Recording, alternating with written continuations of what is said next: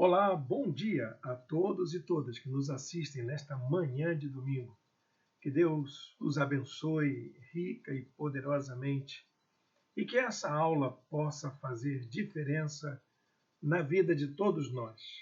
Aqui é o pastor Irênio Silveira Chaves, sou pastor da Igreja Batista da Orla Oceânica e tenho me dedicado a essa estratégia de estudo bíblico que é o ensino à distância, uma modalidade que veio para ficar em todas as esferas de aprendizado, em todas as áreas. É possível a gente desenvolver ensino à distância.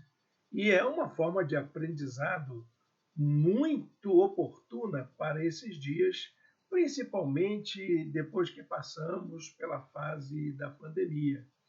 E para nós, a gente já tem feito esse programa já há alguns anos, temos um conteúdo vasto disponibilizado no canal do YouTube de nossa igreja. Aqui mesmo você pode verificar e vai encontrar várias aulas, vários estudos que foram realizados ao longo desses anos. Estudos que oferecem para você uma visão panorâmica da Bíblia, mas também uma perspectiva cristã sobre a crença, a nossa fé, a maneira como desenvolvemos nossa espiritualidade, como realizamos o nosso ministério. Enfim, você vai encontrar vários desses temas oferecidos na nossa página. Nós temos tido o costume de disponibilizar uma apostila. Nós estamos estudando agora, nesse período, a primeira carta de Paulo aos Coríntios. E temos lá no nosso blog a apostila já disponibilizada. Você pode baixar gratuitamente para acompanhar a nossa aula. Aproveite para fazer isso agora. Faça também o seguinte: se inscreva no nosso canal, curta essa transmissão e compartilhe essa transmissão com as suas redes sociais. Isso vai nos ajudar a alcançar o maior número de pessoas com a mensagem da Palavra de Deus. Então, sem mais demora, vamos ao estudo de hoje, que vai tratar sobre como a gente constrói uma igreja para hoje. Construindo uma igreja para hoje. Esse é o tema da nossa aula. É a sexta aula do nosso curso, mas é a sétima lição de toda a nossa disciplina, porque teve uma aula inaugural, uma introdução, e agora já estamos na sexta unidade, no sexto capítulo da apostila, sétima aula, mas sexto capítulo da apostila. E eu convido você a acompanhar aí na sua tela a apresentação que preparamos, ou, se você preferir, baixe a apostila e acompanhe aí na sua apostila mesmo. Você vai gostar muito desse modelo de aprendizado. Também você pode acompanhar o estudo utilizando sua Bíblia aí do seu lado e fazendo as suas anotações. Se tiver alguma dúvida, pode mandar para a gente. Será uma oportunidade boa da gente trocar ideia. Quero dar uma palavra de saudação a todos os nossos irmãos e irmãs e quero também saudar aqueles que não são membros da nossa igreja e que acompanham o nosso estudo bíblico. Vocês todos são muito bem-vindos à nossa convivência. Vamos começar então, como nós fazemos sempre, apresentando um versículo para nossa motivação. É o texto de 1 Coríntios, capítulo 8, versículo 1. O conhecimento traz orgulho, mas o amor edifica. Nós vamos trabalhar hoje o capítulo 8 da primeira carta aos Coríntios. E esse capítulo fala muito sobre a relação da igreja dos cristãos com o seu tempo, com a sua cultura. E como é que funciona uma igreja nesse contexto como nós estamos vivendo hoje? Um contexto marcado por tantas diversidades, um contexto marcado também por uma situação de decadência, porque nós vivemos um tempo de decadência moral, espiritual, uma decadência ética, uma decadência política e também econômica, apesar de haver muito dinheiro, muita coisa circulando nesse mundo de Deus, tem muita gente sofrendo miséria, desigualdade social, e isso nos preocupa tanto, meus amados irmãos e irmãs. É bom a gente pensar nisso. Eu gosto de pensar o seguinte: eu não gostaria, meus irmãos, de saber as coisas que eu sei, porque o conhecimento ele traz sofrimento, ele traz uma certa angústia, uma certa aflição, principalmente quando a gente sabe que todo o conhecimento que nós temos não é suficiente para exercermos o controle, para evitarmos tragédias, para evitarmos problemas na nossa vida. E é uma grande ilusão a gente saber que nós estamos dominando o conhecimento para poder melhorar a vida. Olha, gente, é uma coisa que a essa altura do campeonato eu já tenho pensado muito a respeito da validade desse tipo de compreensão. Olha, é claro que conhecer é fundamental. Nós precisamos desenvolver o nosso conhecimento e, principalmente, desenvolver a nossa capacidade crítica, que é a capacidade de pensar por si mesmo. Mas quer saber de uma coisa? O que é mais importante na nossa vida? É o amor. Não são nossas doutrinas, não é o quanto você conhece, não é o quanto você tem na sua conta bancária, não é o quanto você tem de relacionamentos. O que vale para essa vida é o quanto de amor você tem dispensado aos outros, às pessoas que estão mais próximas de você, às pessoas que são seus inimigos, que esse é o nosso grande desafio de fato, é o nosso treinamento. Eu tenho para mim que as pessoas difíceis que atravessam o nosso caminho existem exatamente para nos exercitarmos no amor ao próximo, porque esse é o grande desafio: amar quem não gosta da gente, amar o nosso inimigo. Isso é difícil pra caramba, não é verdade, meus amigos? Eu concordo com você. É uma coisa que eu tenho tentado aprender todos os dias. Amar a quem me faz mal, amar a quem me oprime, amar a quem me agride. Olha, gente, eu acho que eu não estou preparado para falar muito sobre isso, não. Mas vamos pensar o seguinte: Paulo está falando de uma realidade que a igreja não pode abrir mão, que é a capacidade de amar. Seja difícil, seja fácil, seja complicado. Ah, pastor, tem gente que eu não amo de jeito nenhum. Mas para a igreja como corpo de Cristo, essa questão do amor é uma exigência de Jesus. É o princípio básico, é aquilo que rege a vida da igreja. Uma igreja que não é capaz de amar, eu tenho a suspeita de que ela já abandonou o evangelho muita coisa. Todo crente, todo cristão que alimenta sentimentos de ódio, sentimentos de rivalidade, seja por qualquer razão, seja por motivos reais, seja por motivos ideológicos, sei lá, qualquer coisa que faça com que o ódio seja alimentado na igreja, seja por qualquer tipo de pessoa. Olha, eu digo a você uma coisa: essa igreja já abandonou o evangelho há muito tempo. Por isso que essa lição é muito importante para a gente entender como é que a gente faz para viver no mundo que é para nós um grande desafio e que muitas vezes apresenta afrontas, ameaças e até mesmo questionamentos acerca da validade da nossa fé. Como que a gente vai amar um mundo como esse? Mas Jesus nos chamou para isso e eu queria convidar você a pensar junto comigo sobre essa necessidade, que é desenvolver o amor que edifica.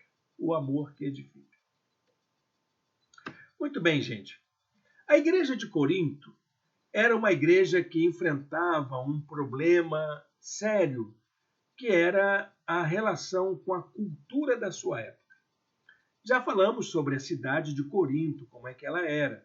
A cidade de Corinto era uma cidade multicultural, multiétnica, e ela era marcada por uma capacidade enorme de atrair pessoas, porque tinha um grande comércio, tinha uma zona portuária bastante movimentada, tinha centros de produção e até mesmo atividades culturais, religiosas, da característica lá do povo greco-romano. Algumas dessas tradições que eram trazidas desde o domínio grego de séculos. Era uma cidade realmente rica em termos culturais. Só que para a igreja, essa relação passou a ser problemática, porque a igreja de Corinto enfrentava conflitos culturais com a sociedade do seu tempo. Nós vamos entender isso, que conflitos são esses, que dificuldade de diálogo é essa, como que uma igreja se insere no contexto de uma cultura. Essa é uma questão importante para a igreja de hoje. Como que a nossa igreja hoje se insere no contexto desta cultura pós-moderna, pós-cristã, pós-capitalista que nós vivemos? Nós estamos vivendo num tempo de transições.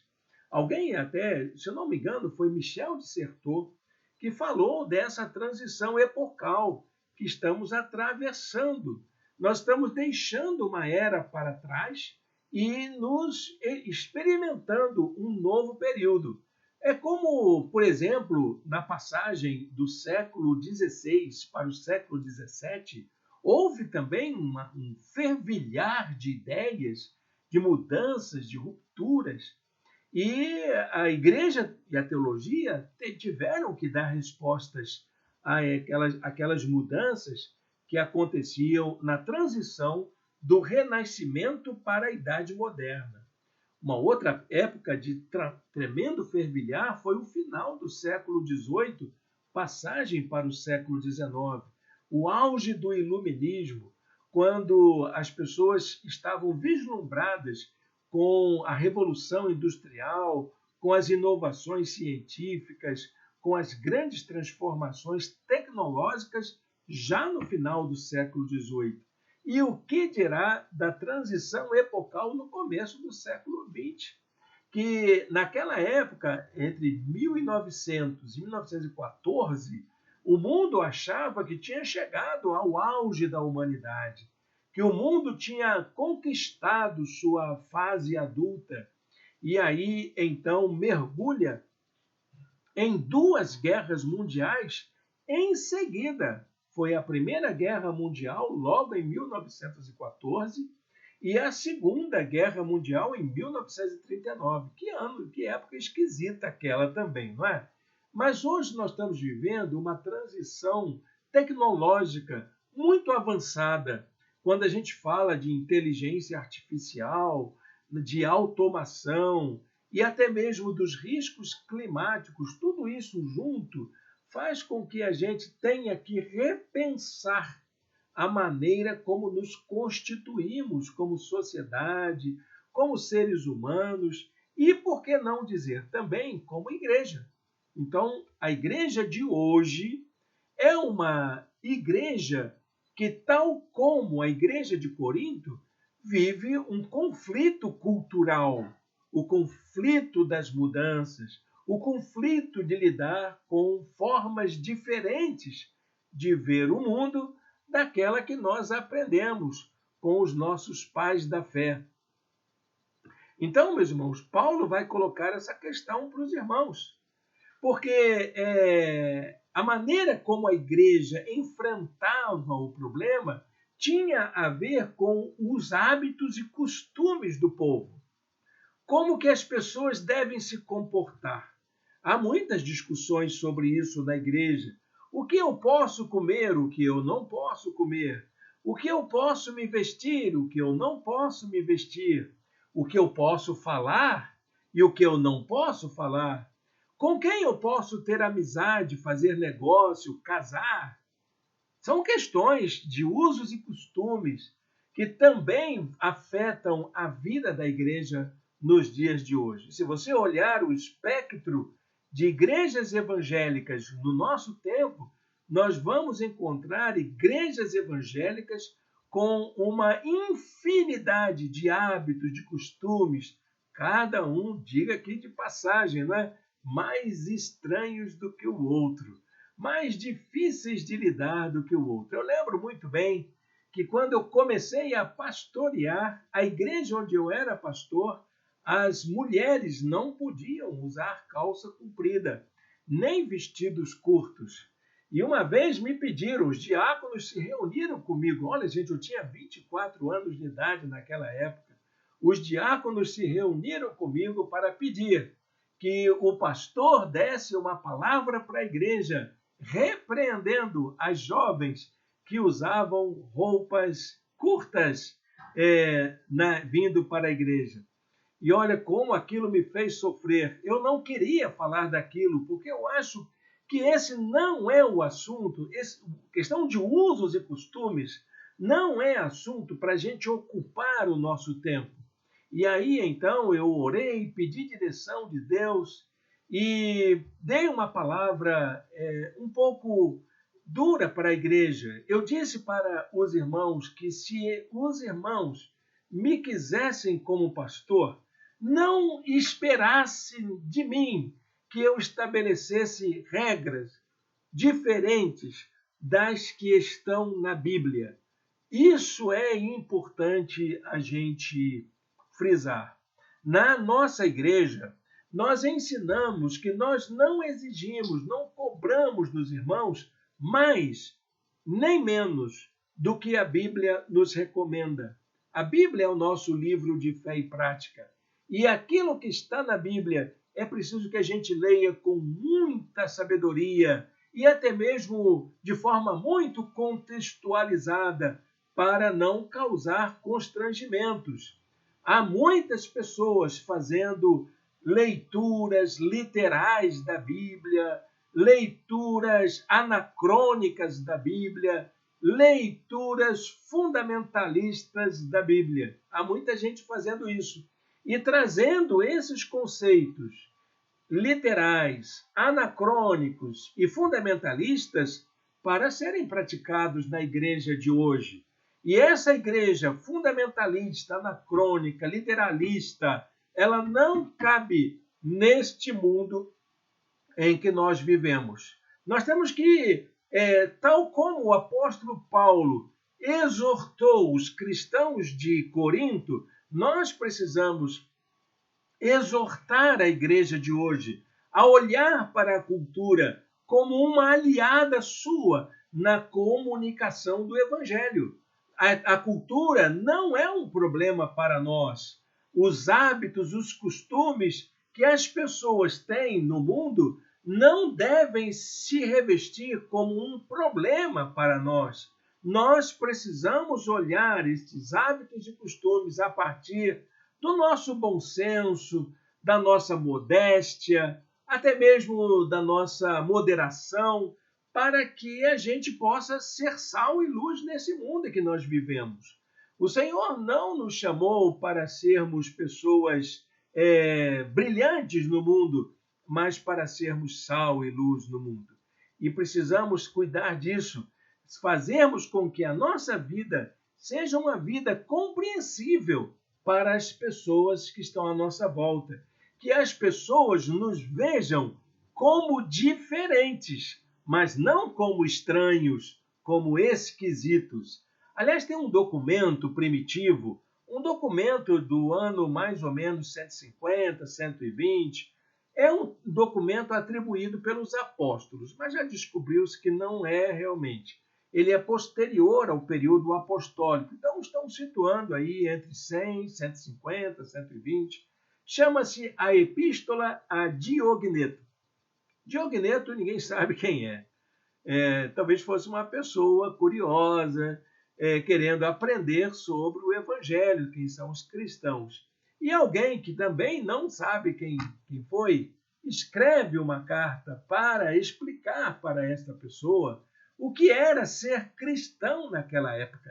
E ele diz, olha, os cristãos são iguais a todo mundo, se vestem como todo mundo, vão aos teatros igual a todo mundo, se alimentam e usam das bebidas e tudo conforme todo mundo faz. Tem os mesmos usos, os mesmos costumes, mas com uma diferença, são os seguidores de Jesus. Essa tem que ser a nossa diferença, meus irmãos. Não os nossos costumes, não os nossos hábitos propriamente. É claro que se você tem uma vida transformada, se Jesus faz parte da sua vida, você vai transmitir o Evangelho de Jesus através da sua maneira de ser. Não porque você usa a roupa A ou roupa B, porque bebe a bebida A ou a bebida B, ou porque você come a comida A ou a comida B. Não, isso não vai fazer de você um cristão.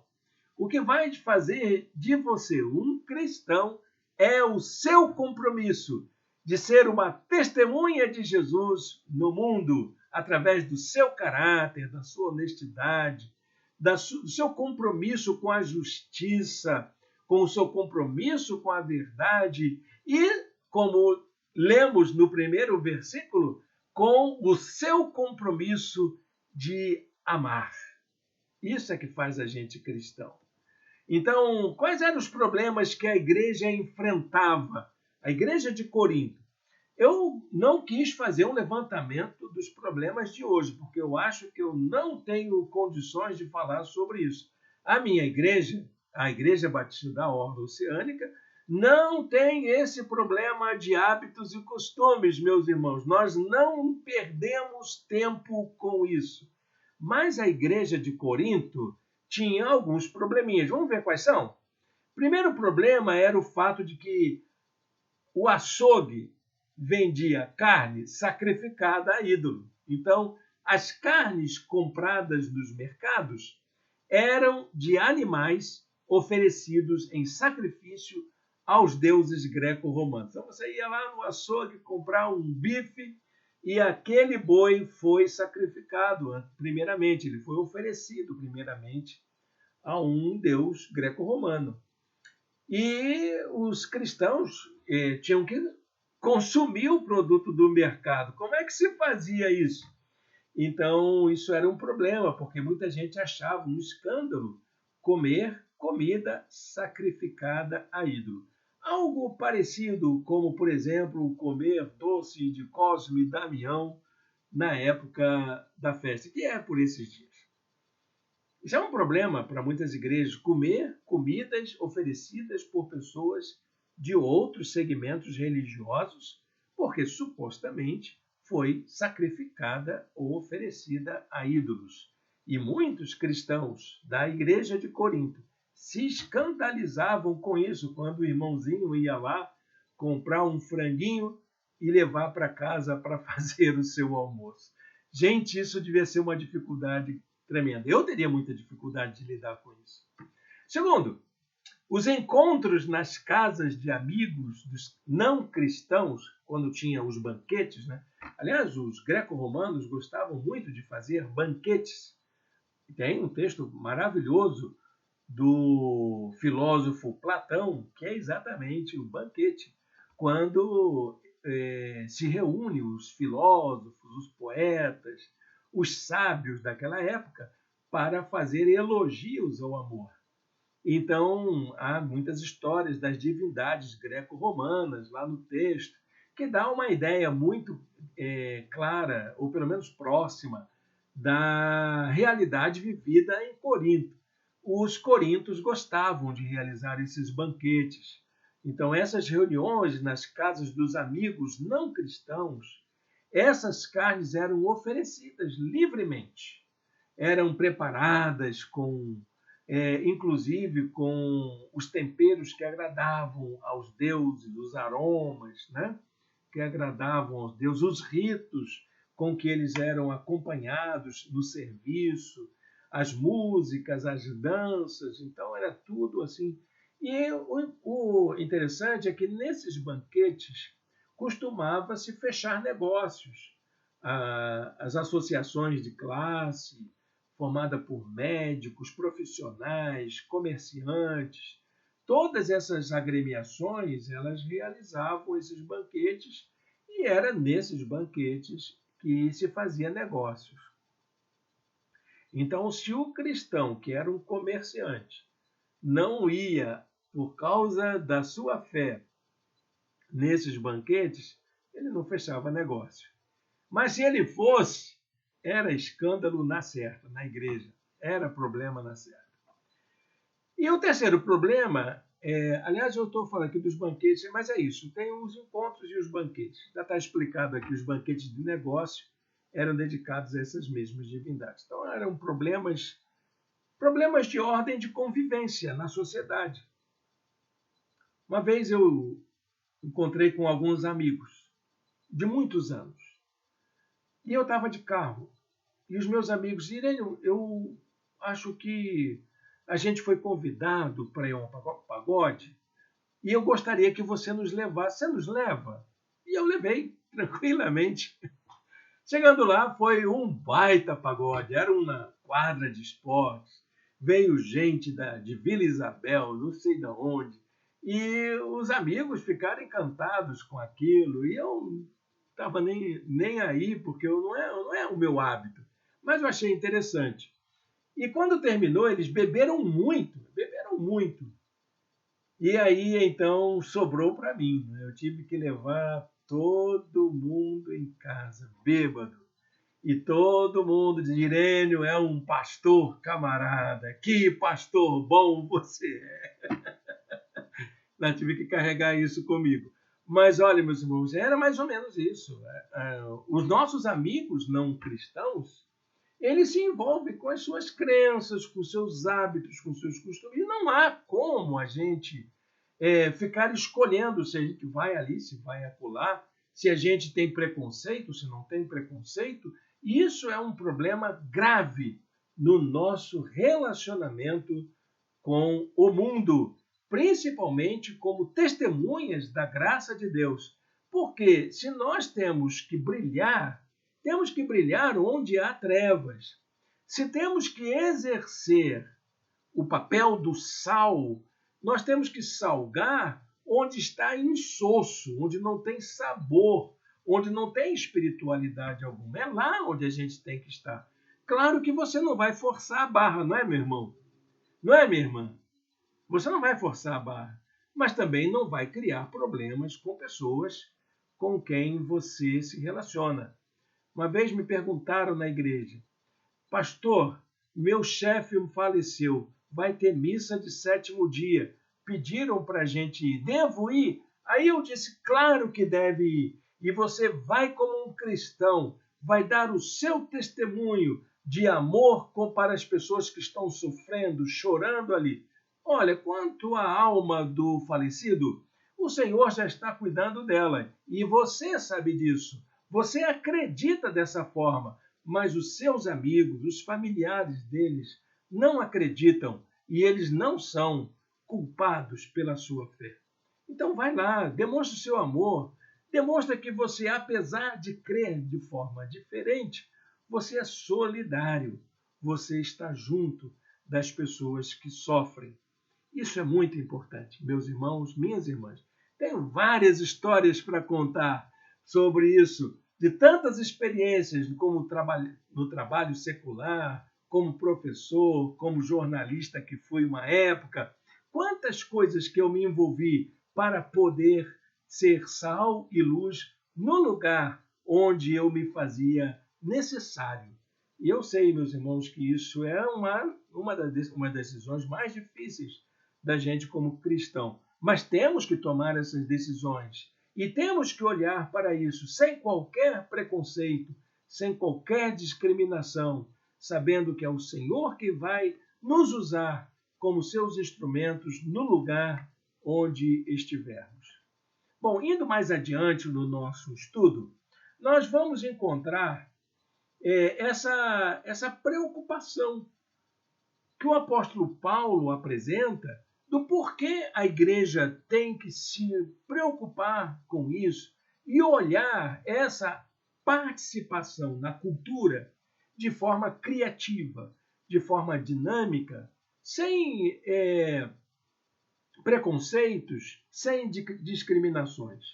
Isso tem muito a ver com a expressão de sorrir com os que sorriem e chorar com os que choram.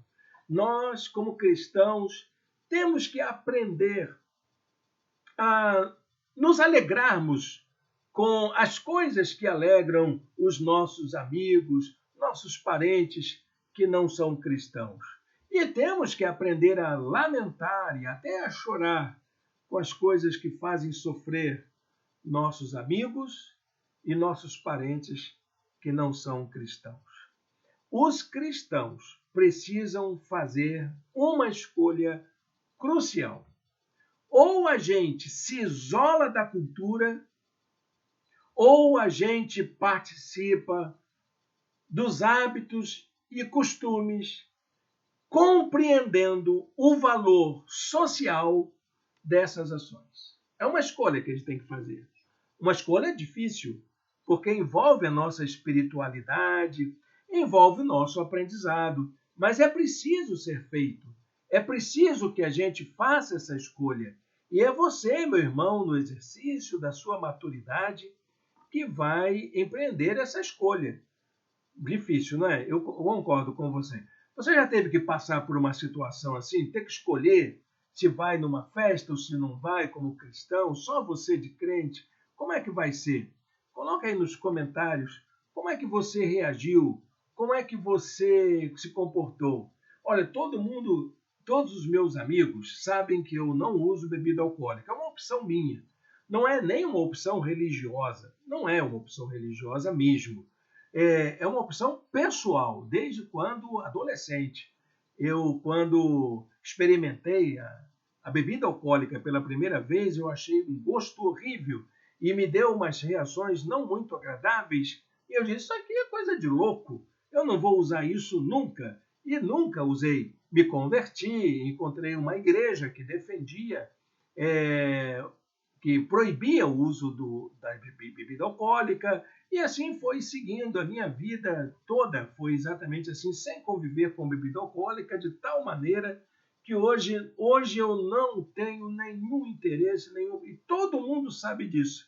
Então, quando eu chego numa reunião social, todo mundo já sabe que tem ali a minha água mineral, tem a minha Coca-Cola, o meu Guaraná, que eu vou tomar com tranquilidade, sem nenhum problema. E todo mundo que quiser beber, pode beber à vontade, que eu não tenho problemas quanto a isso. Eu não tenho problemas quanto a isso, ok?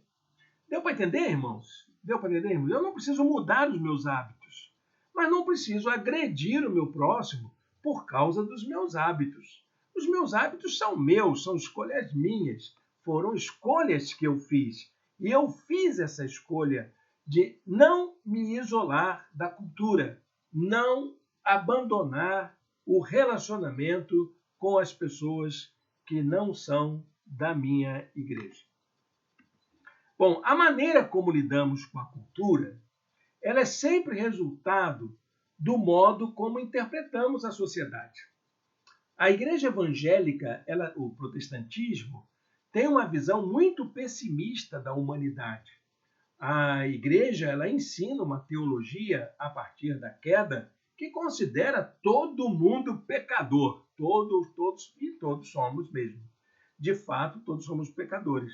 Mas não é o fato de que eu ser da igreja que me faz menos pecador do que os meus amigos. De jeito nenhum. Eu sou tão pecador quanto eles. Eu lembro de um professor do seminário que ele usava uma teologia sistemática bem fundamentalista, e ele chamava o seguinte: todos somos pecadores. A diferença é que tem pessoas que já foram perdoadas dos seus pecados e existem pessoas que ainda precisam ser perdoadas de seus pecados. Eu acho que gostei dessa ideia. E essas pessoas que ainda não foram perdoadas de seus pecados, elas não são diferentes de mim, e são elas a quem eu preciso amar. Então, se eu tenho uma visão pessimista da sociedade, com certeza eu vou ter dificuldade de me relacionar com as pessoas. Por isso que eu tenho gostado muito de aplicar a minha teologia não a partir da queda de Adão lá no paraíso, mas àquilo que aconteceu antes, que foi a criação. No capítulo 1 de Gênesis, quando o Senhor diz que tudo o que ele fez era bom. Era bom. E quando ele fez a criatura humana, ele disse: é muito bom. Tudo está muito perfeito. E graças a Deus por isso. Paulo fala isso a Timóteo. Ele diz que todas as criaturas devem ser recebidas com ações de graça. Não importa quem seja, é um ser humano, é igual a você, meu irmão. Tem dores, tem sofrimentos, carece da graça como a gente carece e precisa ser amado como a gente também precisa. É uma outra perspectiva da sociedade, não é verdade? É um outro modo de ver o ser humano, de ver a organização social, como lugar da nossa realização como pessoas criadas à imagem e semelhança de Deus, amadas por Deus, requeridas por Ele para fazerem parte do seu reino. Então, meus irmãos, minhas irmãs, nós estamos vendo que essa orientação de Paulo é uma orientação para nós hoje. De que maneira a gente está vendo a sociedade do nosso tempo? Como que a gente vê as pessoas, nossa família, aqueles que não são cristãos, como que a gente os vê? Interessante, meus irmãos, que o Evangelho não é uma outra cultura. Não há um conflito de cultura. O Evangelho não é contra a cultura vigente atual. Deu para entender? Olha, duas coisas que o Evangelho não é. O Evangelho não é uma outra cultura. E o Evangelho não é também contra a cultura dominante. Sabe o que o Evangelho é? O Evangelho é contra a cultura. A palavra contra a cultura é uma palavra muito difícil de ser analisada. E nós pouco lidamos com ela. Contra a cultura, meus irmãos, é agir de uma forma tal que a gente possa fazer diferença na cultura em que nós vivemos. Vou dar um exemplo de contracultura. Lembram do movimento hippie na década de 70, década de 60, década de 70? Então, aquele movimento era um movimento contracultural. Contracultural não porque eles eram contra a cultura, mas eles apresentavam uma atitude que contestava os valores equivocados, hipócritas da cultura vigente. E nós somos contra a cultura exatamente por isso, porque nós temos uma mensagem profética de transformação, não da cultura, mas da criatura humana, da pessoa. Nós não temos nenhum interesse, o Evangelho não tem nenhum interesse de mudar a cultura, mas tem total interesse de transformar vidas. Nossa preocupação é com as pessoas, com cada um e cada uma que carece da graça de Deus, que está vivendo neste mundo de forma contraditória, de forma equivocada, muitas vezes enganado, alienado da vontade de Deus. É para esses que nós pregamos o Evangelho.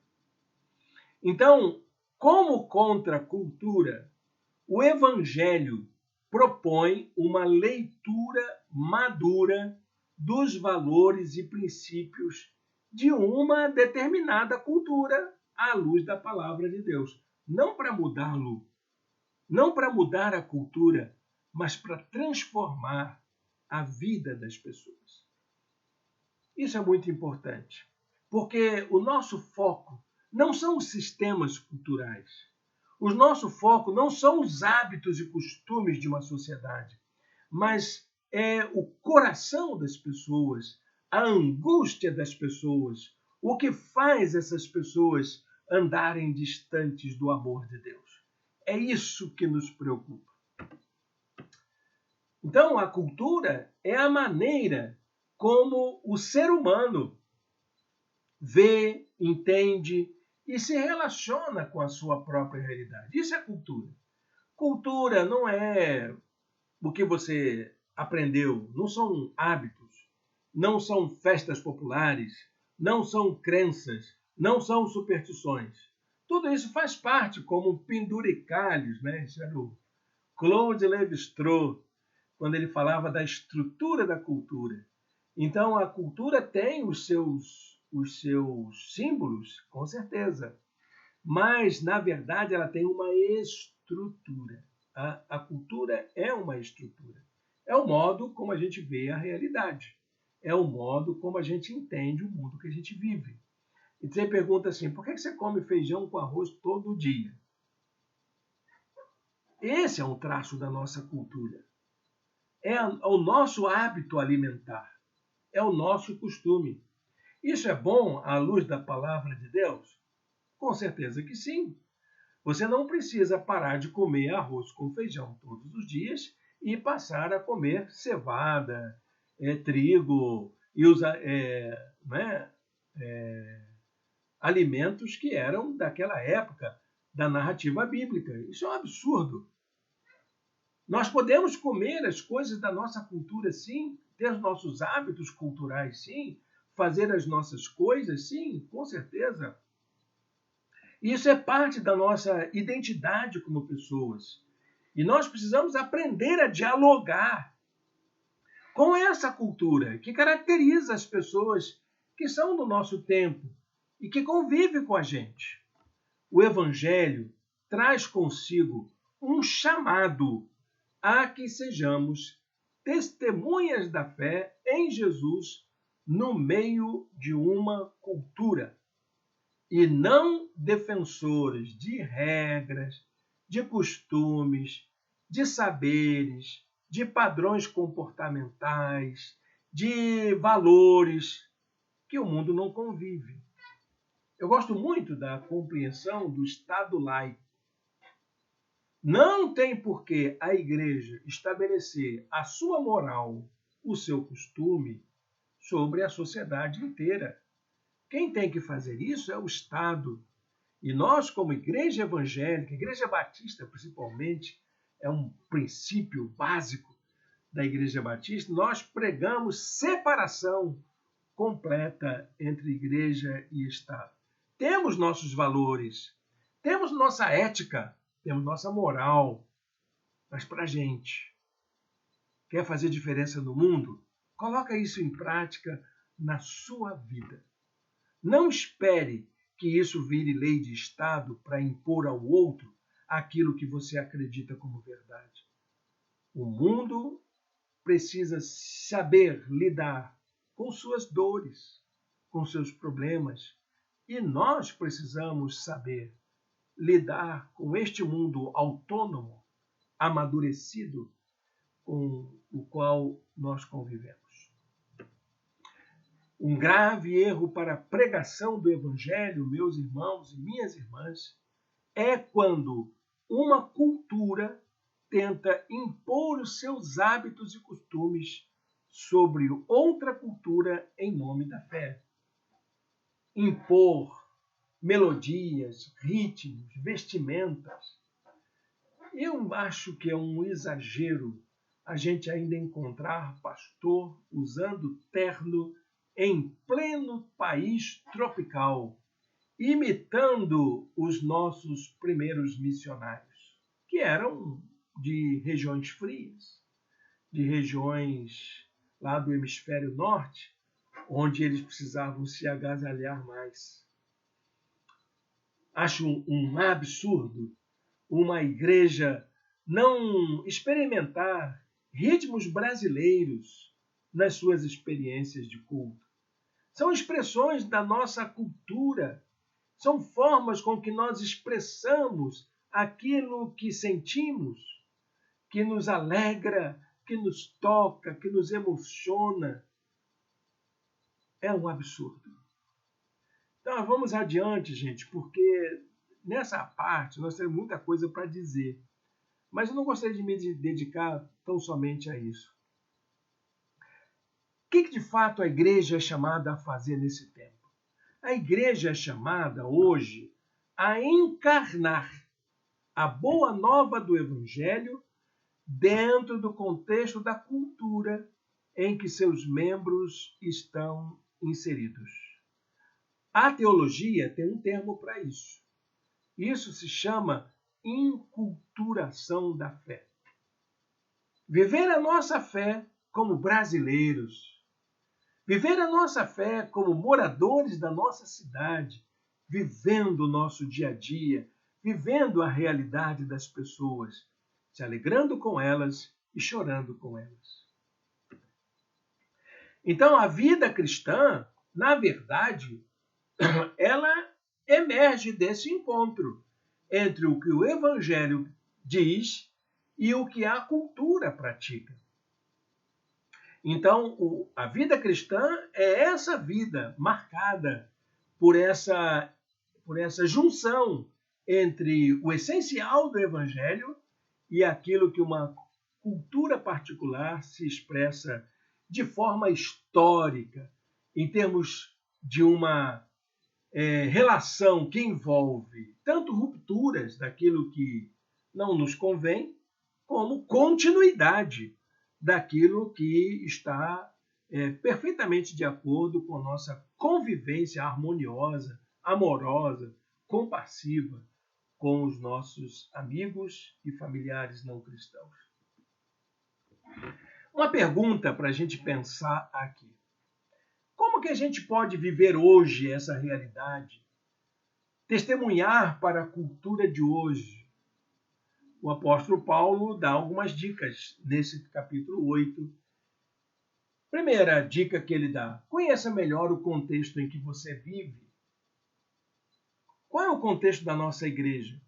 A Igreja Batista da Orla Oceânica é uma igreja inserida na cidade de Niterói. Temos características próprias, temos a nossa realidade como cultura local.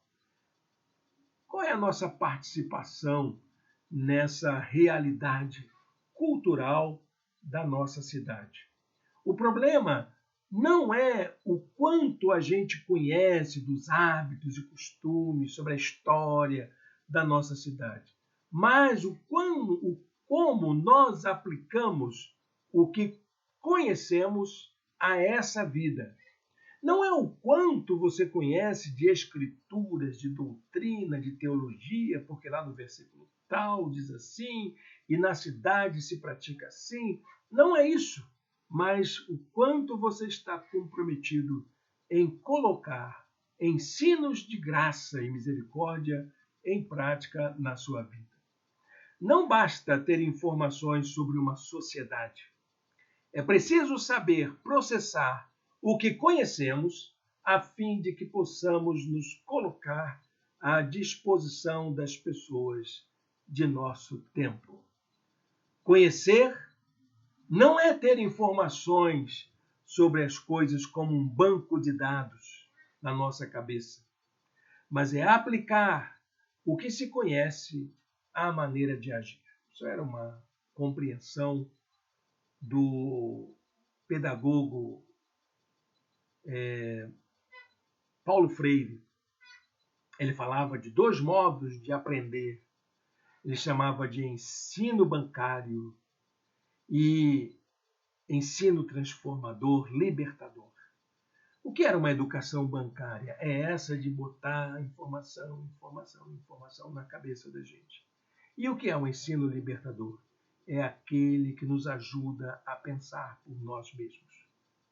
Precisamos aprender a fazer isso. Paulo diz assim: quem pensa conhecer alguma coisa ainda não conhece como deveria. Isso é uma teoria filosófica das mais profundas. Quando Sócrates dizia, só sei que nada sei, ele estava apontando para isso. Depois veio Nicolau de Cusa falando da douta ignorância, que é essa capacidade de você entender que o seu conhecimento nunca será suficiente. Sempre vai caber conhecer mais alguma coisa. E o conhecimento que não é acompanhado por compaixão, misericórdia e amor não é um conhecimento válido para a vida. Segundo, ame as pessoas como elas são, não como você gostaria que elas fossem. Nós precisamos entender, mesmo, que é mais fácil dizer que temos conhecimento do problema da pessoa do que dizermos que amamos aquela pessoa. Somos mais informados sobre elas do que a nossa capacidade de amá-las. A maneira como Deus se revelou a nós não foi pelo conhecimento, não foi porque Ele nos conhece, mas porque Ele nos ama. É porque Ele nos ama. Não conhecemos a Deus pelo que Ele é, mas pelo quanto Ele nos ama. Da mesma forma, Deus nos conhece pelo quanto o amamos.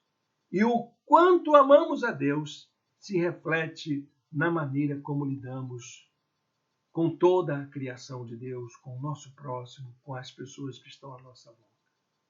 É o amor que temos uns pelos outros que nos recomenda perante Deus.